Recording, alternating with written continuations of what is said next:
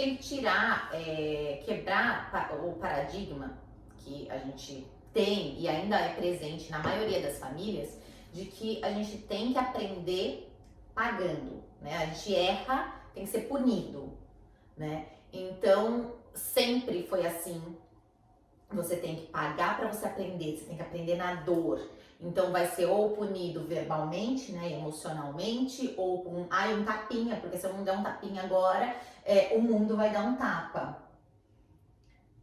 Então, assim, quando a gente tira esse foco do erro, da punição, e a gente põe o foco na resolução do problema, que é um dos pilares da disciplina positiva, resolver problemas, e dar autonomia, e encoraja a criança a pensar no lugar de ordenar, aí sim a criança começa a trabalhar isso e desenvolver essa habilidade. Claro. É uma habilidade que a gente precisa. Por muito tempo, sempre que eu errava, porque a gente erra a vida inteira, Claro. eu ficava me martirizando com aquele erro, sabe? Remoendo o erro, e aí eu ficava mal, daí eu pensava, eu não conseguia achar uma solução.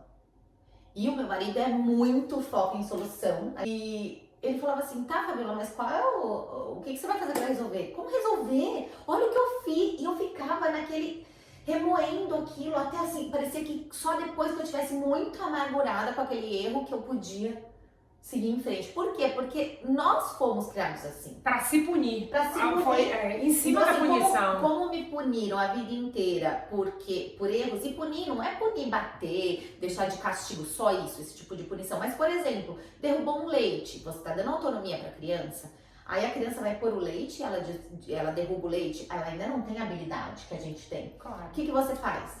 Ah, menina desastrada, mas de novo, quando que você vai aprender a colocar esse leite? É verdade. Você tá punindo a criança aí. Derrubou? Filha, o que você precisa fazer agora? Ah, preciso limpar. Vai lá, limpa e segue em frente. Exatamente. Então, assim, a gente tem que parar de olhar para a criança como alguém, focando no erro dela. Reconhece o que a criança faz de bom, né? E trabalha o que ela não tá fazendo tão bem para que ela desenvolver, para ela desenvolver aquela habilidade. A gente está falando muito de criança pequena.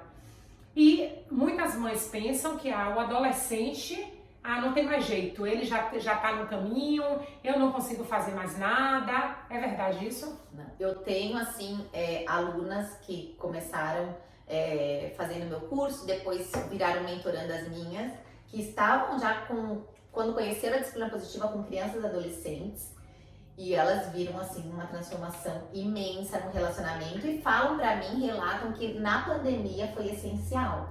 Ela falou que se não tivesse duas delas, que se não tivesse conhecido a disciplina positiva antes, ela não saberia o que aconteceria na pandemia dentro de casa, todo mundo junto, porque eles não sabiam se relacionar. Eles não tinham diálogo. Por quê? Porque nunca teve. Quando ela começou a trabalhar, ela chegou, porque daí quando é adolescente, você pode chegar e conversar. A mamãe tá aprendendo uma outra maneira de se relacionar, muito mais respeitosa, muito mais empática. Porque daí você pode falar, a criança, o adolescente já vai entender. Claro. Então, eu queria que você fosse junto comigo nessa. A gente vai errar ainda muito, a gente vai patinar, mas eu quero mudar. E isso é muito legal. Deixa eu pegar esse gancho, porque eu nunca tinha visto uma abordagem assim. A gente fica muito engessado, achando que a gente não pode mostrar para os filhos que a gente tem fragilidade, que a gente não sabe tudo, que a gente está aprendendo. Mas isso é muito bacana, porque se você chega para um filho e diz, eu estou aprendendo isso, ele vai dizer, nossa, se o meu pai ou a minha mãe, que já tem essa idade, eles estão aprendendo, por que eu não posso aprender também? Adorei. Olha só como isso daí tem muito poder. A Giovana tem 5 anos e ela aplica muito da disciplina positiva, principalmente para conseguir as coisas com a Estela. E muitas vezes, porque muita gente pergunta, como ter mais paciência? Ai, Fabiola, você é uma mãe muito paciente. Eu não sou. Eu nunca fui. E eu tive que trabalhar isso. Claro. Comecei a aprender a me autorregular. E aí, então, eu percebo os sinais que o meu corpo dá e o que eu faço. Não dá pra ter mais paciência, então eu me retiro, me recomponho e depois eu volto. Então eu falo pra Giovana às vezes, filha, agora, se eu falar qualquer coisa pra você daqui em diante, eu vou gritar com você. Eu não vou estar sendo respeitosa com você. Eu vou me retirar e depois a gente conversa. E às vezes quando eu não tô muito conectada comigo mesma, que tá um dia muito assim, e ela percebe, mãe, você precisa de um tempo, ela já sabe que vai vir um grito. Porque, óbvio, a gente é ser humano, a gente tem N problemas no dia a dia, a gente também sai, Claro. se desequilibra. E tá tudo bem, eu chego pra ela e falo, filha, mamãe errou. Se um dia eu gritei, eu chego depois que eu estou bem, eu chego lá e falo, filha, a mamãe errou, me desculpa, isso não é uma maneira respeitosa, eu não quero que ela aprenda que as pessoas podem se comunicar com ela daquele jeito, e muito menos que ela se comunique, né? Então, eu tenho que falar pra ela que foi um erro meu, que aquilo não é respeitoso, é assim que eu ensino ela. Qual é a maneira correta da gente se relacionar, se comunicar. E quando a gente se permite expor essa vulnerabilidade, seja para quem for, seja para um amigo, porque a gente tem muito engessado que a mãe tem que ser perfeita. Então assim, como que você não sabe isso? Não, eu não sei, tá tudo bem não saber, né? Então assim, quando a gente se permite mostrar, né, a nossa vulnerabilidade, tudo fica mais tranquilo, a gente se sente mais em paz, a gente curte mais a maternidade, com mais leveza. E eu tava lendo um livro que falava assim, que eu achei incrível, que uma das habilidades mais, assim, potentes que uma mãe ou um pai pode desenvolver é a escuta. Nós temos essa ideia de que nós devemos falar o que tem que fazer, o que não tem que fazer, como tem que ser, e a gente não desenvolve a habilidade de escuta. E aí o que acontece? Quando essa criança, esse adolescente, né? Essa criança se torna um adolescente, ou se é o caso que já tem um adolescente, que ele tá na fase de se relacionar e mostrar, ele tá querendo, né, mostrar quem ele é no mundo sem o pai e sem a mãe, ele não vai procurar os pais para falar. Porque ele sabe que a hora que ele falar, e que ele falar que, principalmente se ele tem uma opinião adversa, que é muito normal na adolescência acontecer, e ele realmente quer ter essa opinião adversa para mostrar que ele é um ser único, chega na adolescência, ele fala assim, bom, a minha mãe é assim, meu pai é assado, eu vou ser diferente, porque eu tenho que mostrar que eu sou uma pessoa independente deles. E aí começa um conflito, e ele fala o seguinte, bom, meu pai, minha mãe nunca me escutou, nunca me deu voz. E aí o que ele vai? Ele vai procurar os amiguinhos para ele mostrar a voz dele, né? Ele vai procurar a mãe de um amigo que de repente escuta mais, vai procurar uma tia, uma avó, mas não vai procurar o pai e a mãe. E olha que triste, porque é uma fase que eles precisam estar perto da gente. E muito provavelmente essa criança que não tem voz dentro de casa, ela não tem o alto valor desenvolvido. E aí o que vai acontecer? Ela vai precisar se encaixar em algum lugar. Se você não acha em casa, você vai procurar na rua, né? Sim. Seja o que for.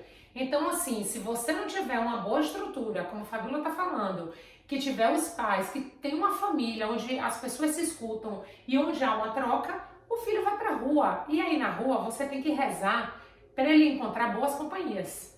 Porque é muito comum, até porque na adolescência é a fase de experimentação. Então as pessoas que estão ali, os outros jovens, ninguém está fazendo isso de uma forma maldosa, mas porque eles querem experimentar. E de repente esse adolescente que não se sente bem, não se sente acolhido em casa, se sente pertencente àquele grupo ou quer pertencer àquele grupo.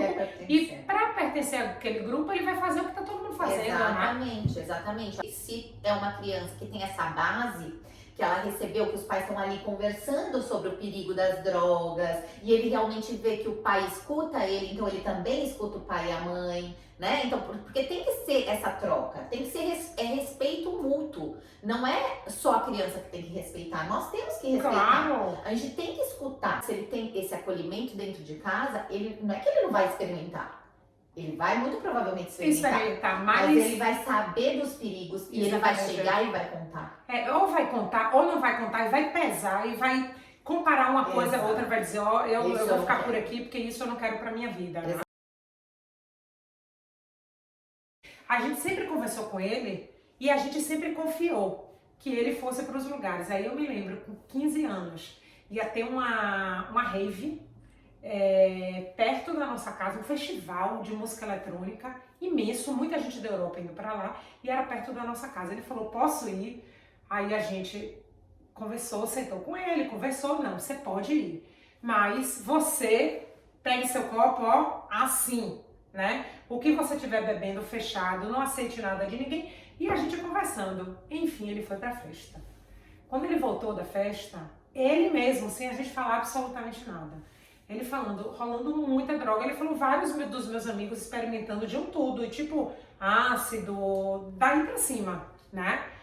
E ele falou, eu não quis experimentar nada, tava lá, fiquei com eles, mas ele falou que tinha umas meninas até interessantes, ele falou, não vou nem ficar com essas meninas, porque tá todo mundo doidona, não vai adiantar nada. Então assim, a gente fica feliz quando a gente vê que o tipo de educação, o tipo de relação que a gente tem dentro de casa, ele vai reverberar nas relações que eles têm na rua também, né? E eu acho que, como você falou, não é uma corrida de 100 metros, é uma maratona. A educação é uma maratona, a gente tem que pensar a longo prazo e a gente está fazendo a nossa parte. Mas fala se a gente não tivesse uma boa relação, ele ia pra festa, eu não ia saber nem que ele ia pra festa, que tipo de festa ele tá andando. Muito provavelmente ele poderia mentir que ia dormir na casa de um amigo. Ou imagina uma situação assim, o adolescente vai para essa festa e chega para vocês e começa a contar. Ai, porque tava rolando, na hora você já fala, você não experimentou, né?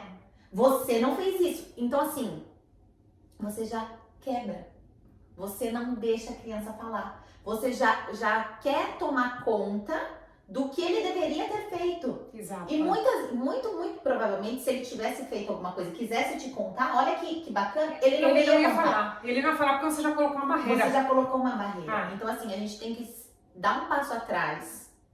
Mesmo que aquilo assim seja difícil de engolir, né? Quando eles querem contar algo pra gente, mesmo que seja difícil, mas a gente tem que escutar. Quanto mais a gente escuta os nossos filhos, mais eles se abrem pra gente.